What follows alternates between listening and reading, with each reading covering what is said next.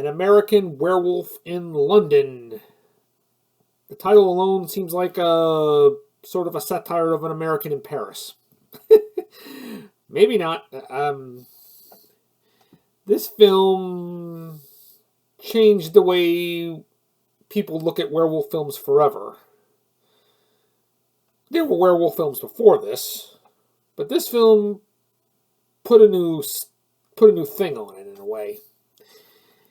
It may have been a hit when it first came out, and it's definitely a global phenomenon now. But back when John Landis first wrote this, it wasn't the case. He wrote this in 1970 while working on the film Kelly's Heroes. He wasn't quite the filmmaker yet, and it just sat on a shelf for over a decade.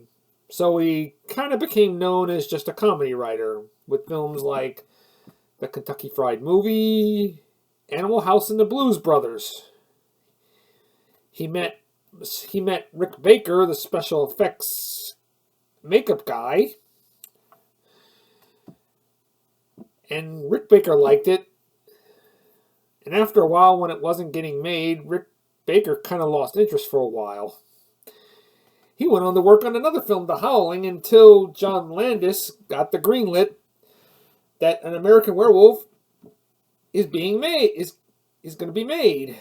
So Rick Baker left The Howling with his protege to work on this film.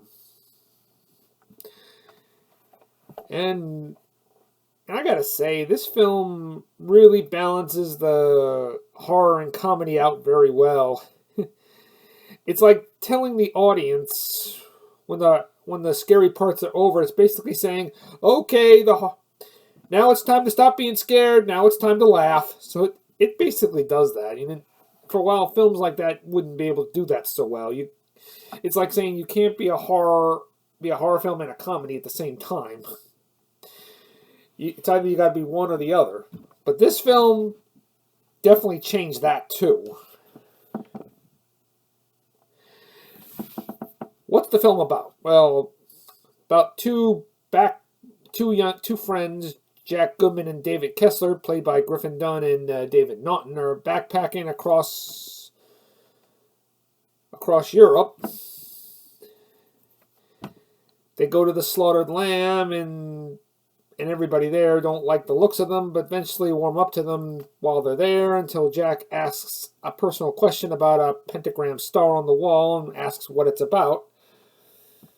And then they all look at him very disgusted, and then they leave, and then they said, then they gotta go, and then the female bartender says, no, you can't let them go. And then they say, go, God be with you, stick to the road. Well, when they leave, they don't quite stick to the road, and they're both attacked. Jack is pretty much devoured to death. David gets attacked too, but the locals shoot the werewolf just in time. And during his stay at the hospital, David is upset by the death of Jack, but does try to make his best of it. He ends up falling for his nurse, Alex Price, played by Jenny Agutter.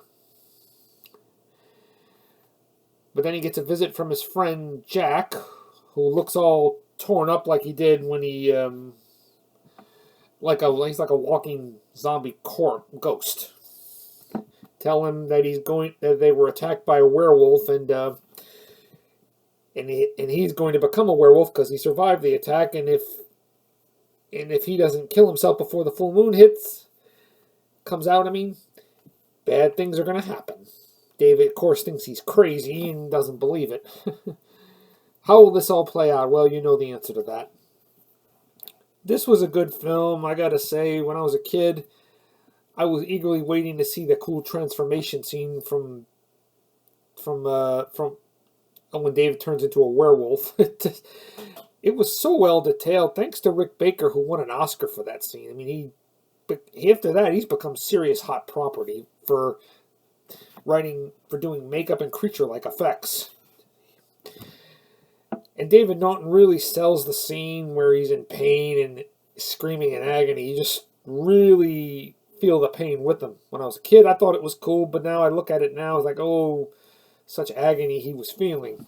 The scene took over 6 days to shoot.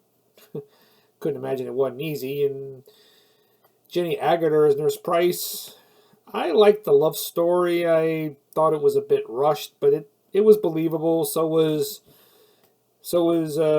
David's friendship with Jack. You really buy that they're a history together. There was a sequel. There was a sequel that was sort of loosely connected called An American Werewolf in Paris. Not going to say it was great, but it wasn't terrible. It was amusing, but it doesn't top this film. This film didn't have CGI effects. The effects were pretty practical. So I give An American Werewolf in London a 10 out of 10.